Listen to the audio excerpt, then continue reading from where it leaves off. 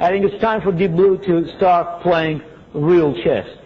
And I personally assure you, everybody here, that if Deep Blue will start playing competitive chess, I personally guarantee you I'll torn it in pieces, with no question. How many players they will hire? They have to put more players, of course, on the bench, because some of them are probably too shy to show up. They can hire the entire GM force of the United States of America. It will not help, because we know how a machine plays. Put it in a competitive chess, put it in a fair contest, not that one. Make IBM a player, not a sponsor at the same time. And we'll see what's going to happen. And I think it's just the beginning. I have to apologize again. I'm ashamed by what I did at the end of this match. But so be it. I feel confident that machine hasn't proved anything yet. It's much better machine than in Philadelphia. It was clear from day one. But it's not yet ready, in my opinion, to win a big contest. That's my belief. And again, you can trust me, you can define me as a loser. I deserve that to some extent, but I think it's just the beginning. Thank you.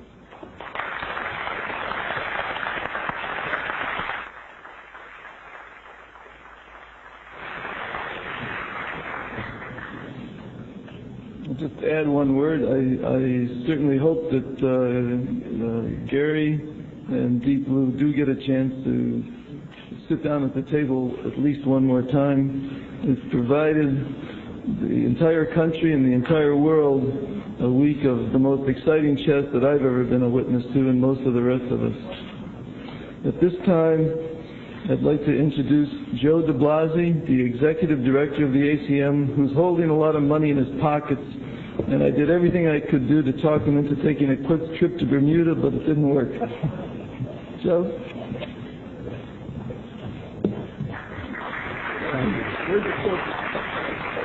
Thank you. Okay, I'll let you take care of the trophies.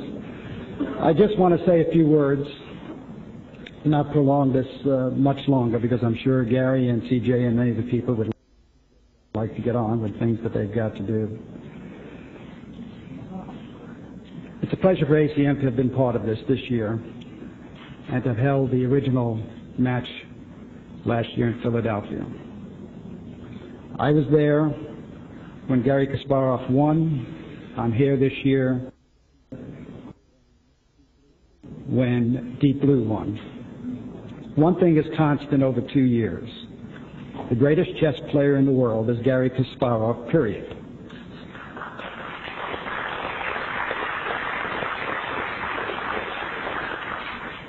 Let's just wait 1 minute until these. Would you? Let's sit down, please.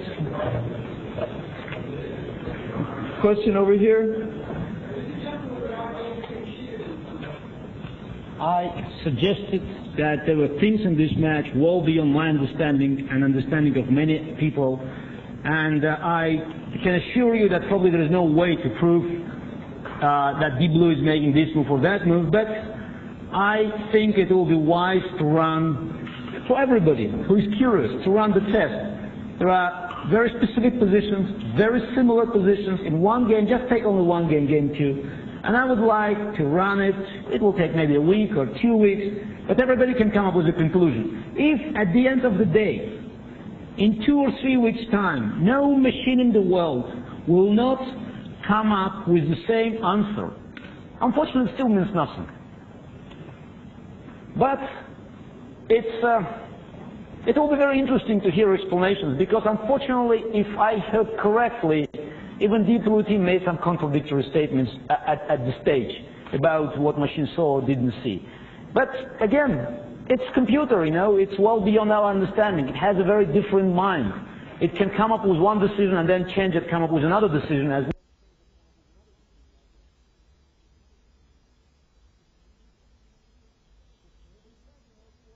Mr. Newborn said, if you run the test, Deep Blue can come up with a different answer.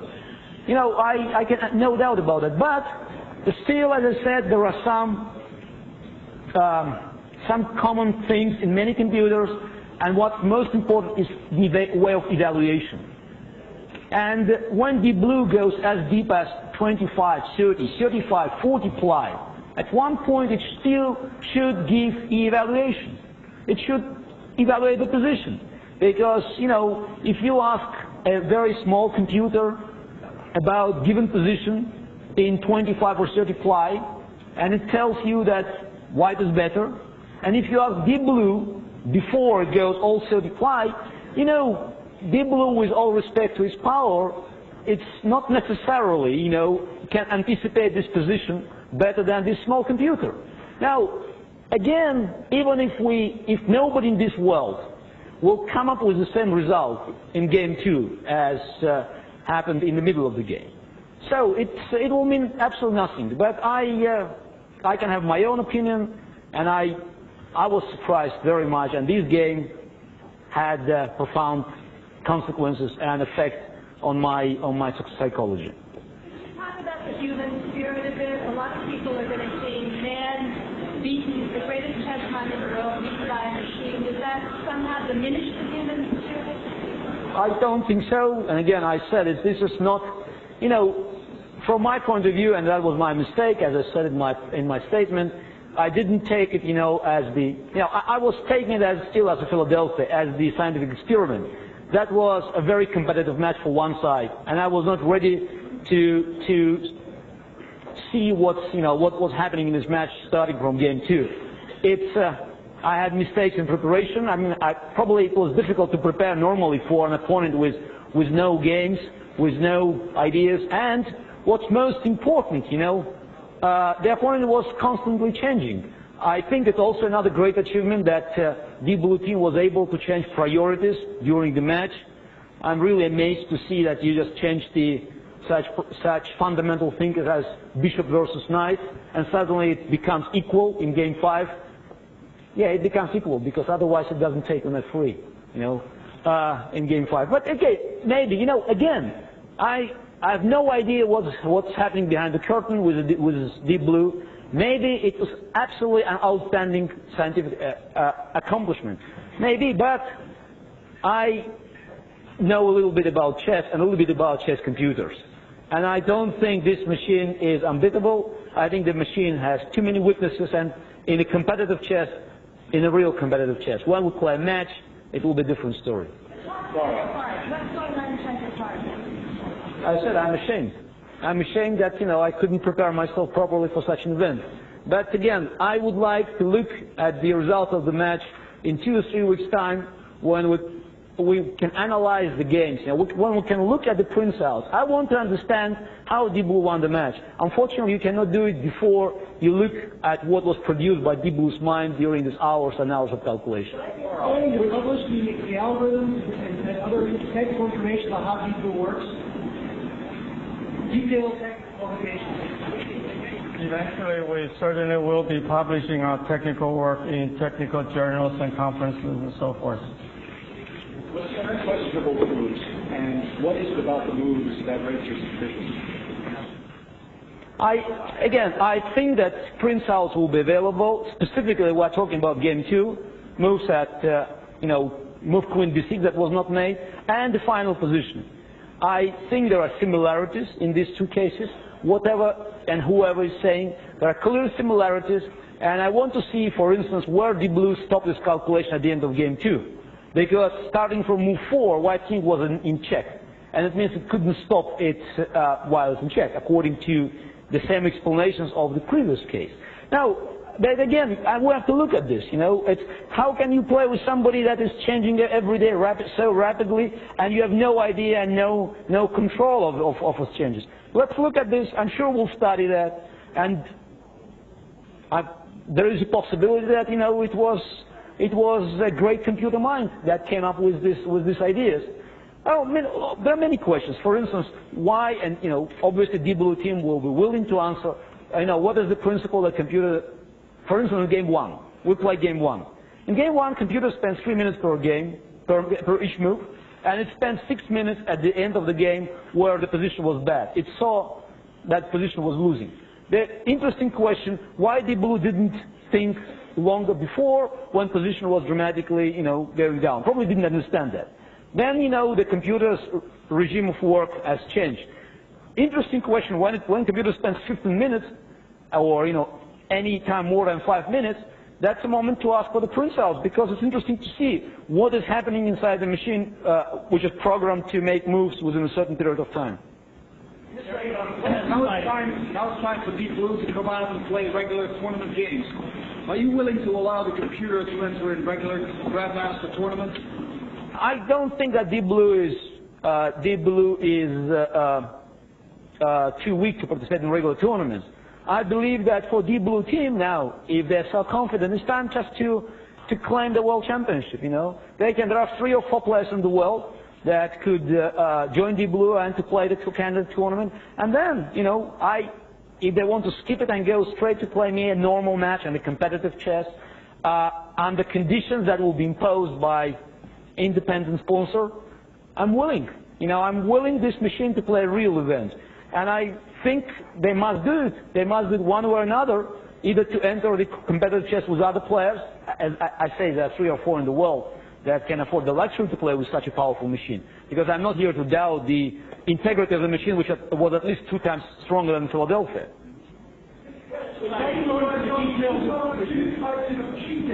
How could IBM cheat? I said again, I would like me and you and everybody else to look at the printouts, especially of Game 2, also Game 5 for instance, and to analyze what's happened. Everything can happen in this world, but again, at the end of the day, I'm pretty sure we'll come up with a conclusion that Deep Blue is well beyond anybody's understanding in this world. But I would like to see first printouts, because there is no information available to make a judgment. What's happened was outstanding from my point of view. Now, anything happens, and different things happening not only in Hollywood movies. Without going into technical detail, can you address this point by saying, game to game, that you're reviewing for, is the computer frozen or what's changed between games? Well, we said it many times before this match. 3 things were improved this time around. Number 1, the machine is twice as fast, more computing power. Yes, I'm answering your question. And the second thing was we added more chess knowledge. And the third thing we have done is we have developed programming tools to allow us to adjust the parameters faster between each game. Well, the parameters they usually involve in the evaluation function or certain strategies and so forth. So I'm not prepared to get into the detail at this point. Yes. When the computer took 10 minutes and Deep Blue took 10 minutes to make a move, was there any help from any of the programmers? Was there any assistance from any of the programmers?